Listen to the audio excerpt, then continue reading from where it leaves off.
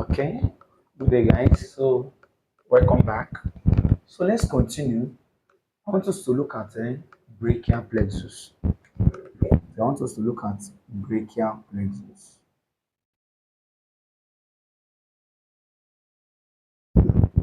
Brachial plexus.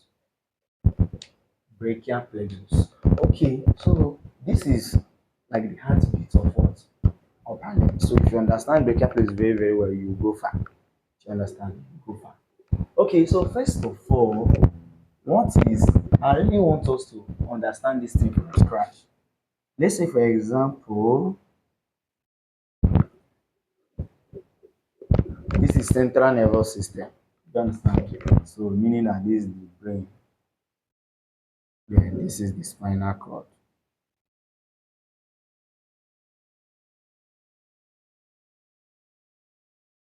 The brain, this is the spinal cord. Okay, then nerves that are coming out from the brain, there are 12. As cranial nerve 1 to cranial nerve 12. Remember, they are bilateral. What is happening here is happening here. Then, if you come to the spinal cord, you have 5 segments of spinal cord. Let's say this is first segment, second, third, fourth, and fifth. So this is the cervical segment. Cervical segment has uh, 8 spinal nerve. That is cervical C1 to C8. What is happening here is happening. Then this is thoracic. The thoracic has 12 pairs. That is T1 to T12. Then lumbar has 5 segments, L1 to L5. Then sacral has 5 segments, S1 to S5. And coda. So coccygeal segment just have one pair. Coccygeal nerve 1. So if you calculate now, you see that the cranial nerve give 12 pairs of nerve. So we have 12 pairs of cranial nerves. 12 pairs of cranial nerves. Then if you come to now spinal nerves,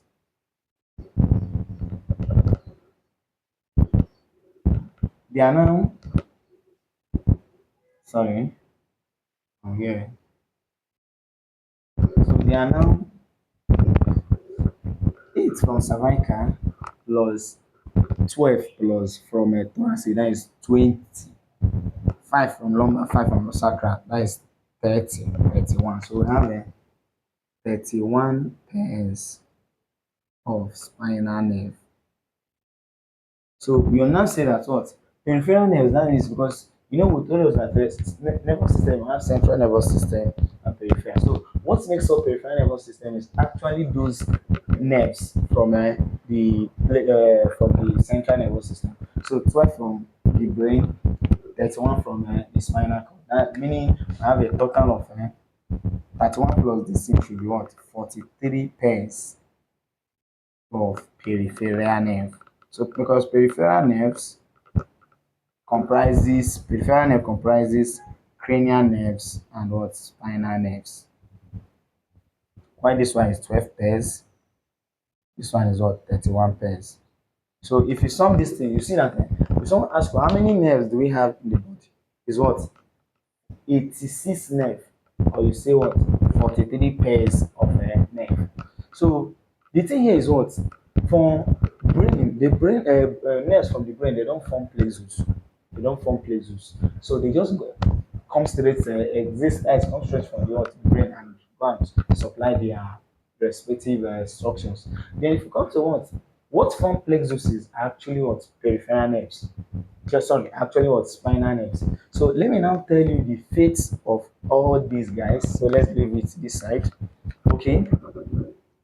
Then once again you have to know is what? Each of these cranial nerve. Remember, look at another example. Spinal cord is in the what? Is in the what? Vertebral column. So there is an opening between vertebral called intervertebral disc. Intervertebral disc. That is opening, so intervertebral foramen. So if it's plural, it's not foramen. So are you seeing that there should be an opening through which these nerves from the spinal cord comes out? So once you have to know that each of these spinal nerves, anytime they come out from this intervertebral foramen, let's say for example, this is this nerve. Let's say example now, C1 nerve. When it come out from here, this let's say this opening now is what that intervertebral foramen. When it comes out, it's going to divide into two. We have so this is anterior ramus. And this one is posterior ramus. So posterior ramus will go and supply structures in the back. While anterior ramus, that is anterior ramus, will form plexus. Plexus means a network of nerves. That is connection of nerves. So you now see that what I will now tell you. So the fate of all the posterior rami is that they went to the back to supply structure in the back. Why the other one now say that they form what plexus. So let's continue. Okay, so let me now tell you what the fate of all of them. That is the spinal nerve. Because remember the cranial nerves. So anytime you hear plexus, nothing concerning cranial nerve and plexus. Then nothing concerning posterior ramus and plexus. Is actually the one that forms plexus is what? The anterior rami. So anterior rami of C1 to C4 will join to form cervical plexus. So this one is for head and neck. Then anterior rami of C5, C6, C7, C8. Remember cervical are 8. Please, cervical nerves are 8, but cervical bones are 7. So this then joins with C1 to form brachial plexus. Brachial plexus. Do you understand? Then, okay. Then I want to tell you about the thoracic nerves. I want to do you understand it this way. The thoracic nerve, remember there are 12. So T3 to T6 thoracic nerve are actually called typical thoracic nerves. Do you understand? The reason why we call it typical because they only supply structure in the thorax. Then these guys, which is now the T1, T2, then T7 to T12, are called what? Atypical thoracic nerve. So you now say that the reason why we call it atypical is because they supply structure in the thorax and structure elsewhere. For example, now remember this T1, it supplies structure in the thorax and also joined the brachial plexus in supplying the what the upper limb. You know, because brachial plexus supply upper limb, this one supply head and neck. You understand? Then the reason why we call T2 atypical thoracic nerve is because it supplies structure in the thorax and also supply floor of the axilla. Floor of the axilla. Floor of the axilla. So floor of the axilla is not actually part of the thorax. So I see why we call it atypical. Then these guys, they supply structure. So you see that what made this one is the upper limb is supplied because it joined the brachial plexus. Then this guy T7 to T12 supply the structure in the thorax and the structure in the what abdomen. So we normally call them thoraco-abdominal nerve. Thoraco-abdominal. That's the reason why they are called atypical thoracic nerve. So we have seen the fate of the four eight cervical nerves. C1 to C4 cervical plexus, C5 to T1, C5 that is the remaining four. Now join with T1 from the capital. Then for thoracic, you see that T3 to T1 are called typical thoracic nerve because supply structure in the thorax. Most times they normally used to tell us that what thoracic nerve doesn't form plexus. So this guy they didn't form plexus.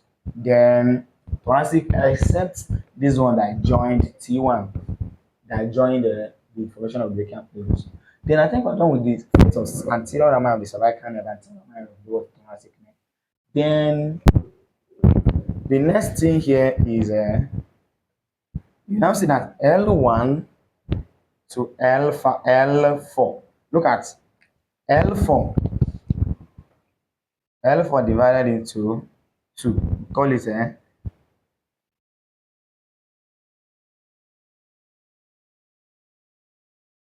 divided into larger parts and what smaller parts.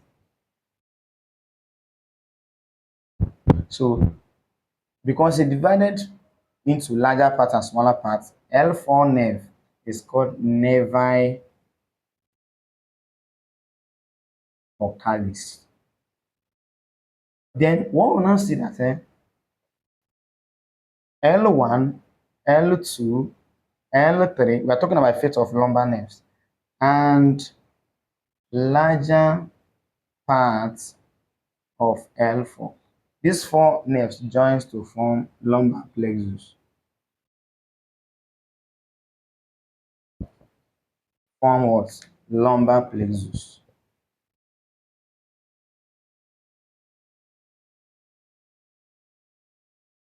So lumbar plexus supplies the abdomen, pelvis, perineum, lower limb.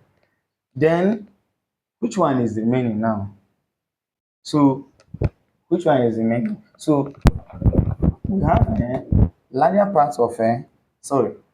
You see now the remaining one is now smaller parts of what? You see that smaller parts of L4 joined with S1 to S4 to form sacral plexus. The same thing, sacral plexus supply abdomen, pelvis, perineum, lower limb. Then you now see that what is remaining? S5, because S sacral stops at 5, and coccygeal nerve 1, so I'm going to form coccygeal plexus. So this coccygeal plexus supplies perianal skin, that is skin around the anus, perianal skin. So one thing you notice here is that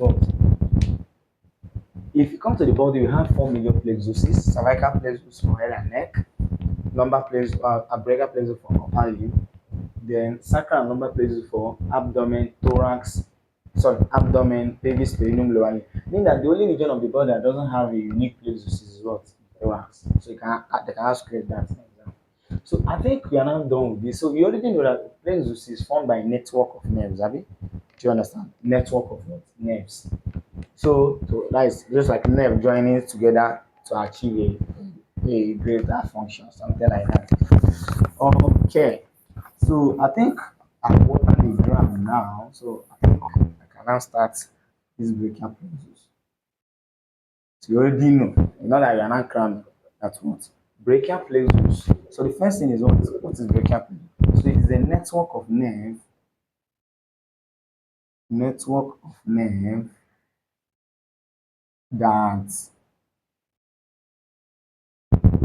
network of nerves formed from anterior rami of C5 to T1, which supplies structures in the upper limb. Structures in the what? Upper limb. So let me student take notes, a popular theory question. So follow the way I explain it and give it to them when it come out. Then the next thing they'll ask you is the next thing you need to know is what are the types of brachial plexus? We have three types of brachial plexus. We have normal brachial plexus. Normal brachial plexus is the plexus that is coming from C5 to anterior line of C5 to T1. Then we have prefixed brachial plexus. Prefixed brachial, what is pre means before? What comes before C5 is C4. Then C4, you keep this one constant, C4 to T1. Then we have a postfixed brachial plexus. Post means after. So we start from that is C5 towards T2. C5 towards T2. So normal is C5 to T1. Prefix is what is pre means before C5. That is C4. You keep this one constant as T1. Then for postfix is after. You keep this one constant as C5 towards T2. So you can still say that brachial plexus is on C4 to T2. It's not, you're not actually wrong. It's not like encompassing the three of them. Okay, so let's continue. So the next thing that I want you to know about brachial plexus is they'll ask you, or you need to know is components of brachial plexus. Components. So we have brachial plexus have 5 components. So you need to know the components and where you can locate them. So I say, remember to drink cold beer. Remember to drink cold beer. So R is root, T is trunk, D is division, C is cord, B is branches. Remember to drink cold beer. So the root, where can you see the root? It is located in the neck between two muscles, scalenus anterior and scalenus medius. So the root of brachial plexus is located in the neck between scalenus anterior and scalenus medius. So let's say for example now, let's say for example now. So let's say this is scalenus anterior, this is scalenus medius. This is the root of brachial plexus. Do you understand? So you see that the root of brachial plexus is between um, scalenus anterior and scalenus. So meaning that it's behind scalenus anterior but in front of us, scalenus medius. So you need to know this important relation. Then the trunk is found in the posterior triangle of the neck. Then division is found there behind the junction between medial 2/3 and lateral 1/3 of the clavicle. So this junction between around this place, around this place, this junction between medial 2/3 and lateral 1/3 of the clavicle is the weakest point of the clavicle. So the root of division of brachial plexus passes behind it. So are you now seeing that also? So they can ask you, damage to the weakest point of clavicle, fracture of the weakest point of the clavicle damages which component of brachial plexus. So you should know as well division. Then the cord and branches are found in the axilla. Okay, I think then let's proceed. Then the next thing that you need to know here is um okay, so let's look at the diagram of brachial plexus. So are you seeing the how I'm going after introduction, times, components? So let's look at the diagram. Okay.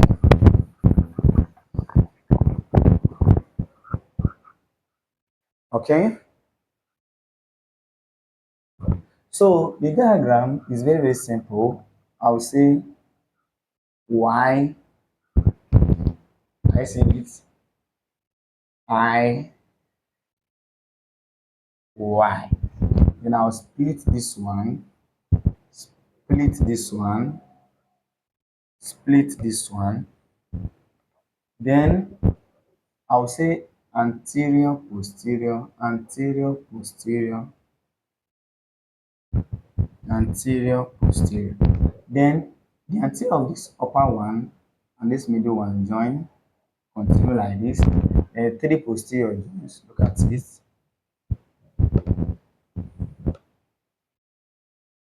And this one is now remaining.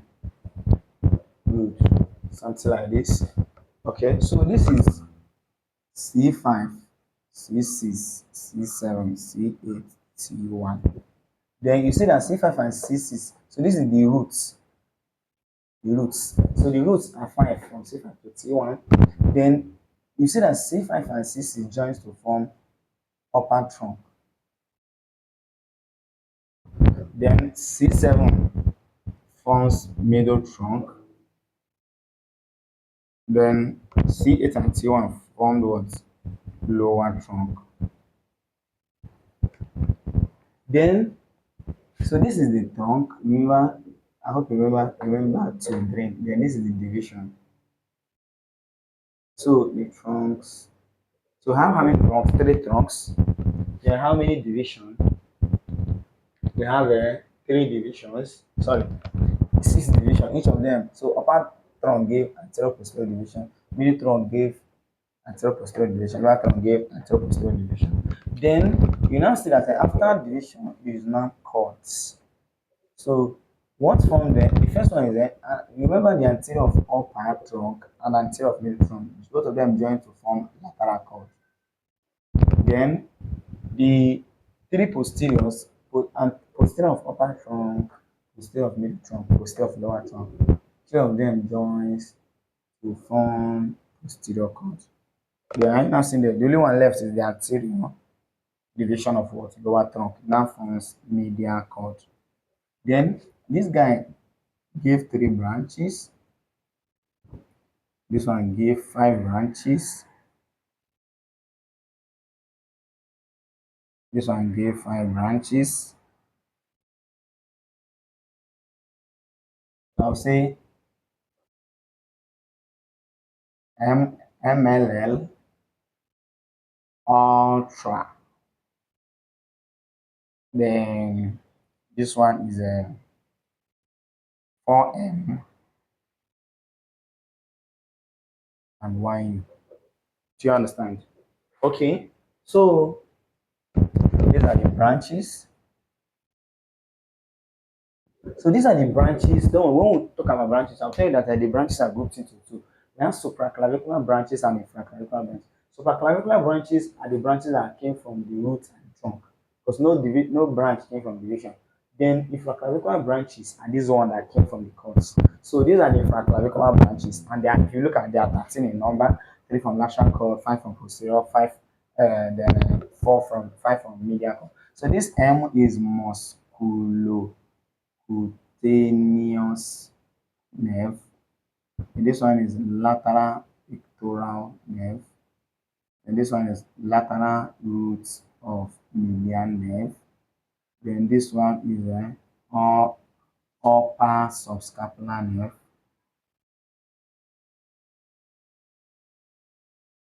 and this one is now lower subscapular nerve, and this one is thoracodorsal nerve. Some people call it middle subscapular nerve, and this is radial nerve, and this is axillary or circumflex nerve. Axillary or circumflex. Then this one should not be what? Medial pectoral. Then medial root of median nerve. Medial root of median nerve. Then this one, this M is a medial cutaneous nerve of arm and medial cutaneous nerve of forearm. Then this one is ulnar nerve. So these are the branches from this. Then one thing you have to know is talking about nerve roots. See, okay, let me cut this guy so that it won't be too long.